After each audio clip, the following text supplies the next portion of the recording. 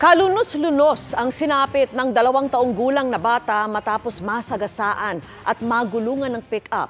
Hindi umano siya napansin ng driver na kanilang kapitbahay. Nakatutok si Bea Pinlac.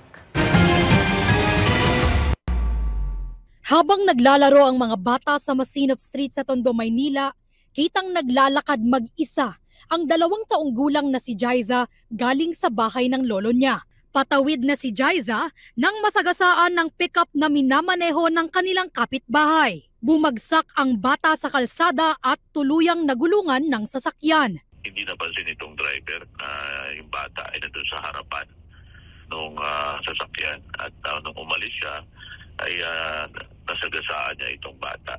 Naharap dito sa kasong reckless imprudence resulting in homicide. Dinala sa ospital si Jaiza ng mismong nakasagasa sa kanya, pero idiniklara siyang dead on arrival. Durog naman ang puso ng ina ni Jaiza na ang anak na itinuturing na miracle baby ng pamilya, pinaglalamayan na nila ngayon. Kwento niya, lumabas lang siya noon para bumili ng pagkain. Pagbalik ko, wala nang buhay yung anak.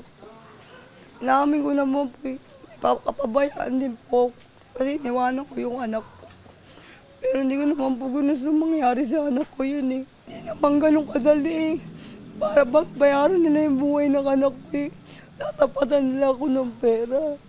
Bibigyan ni mama ng hustisya yung ginawa sa'yo.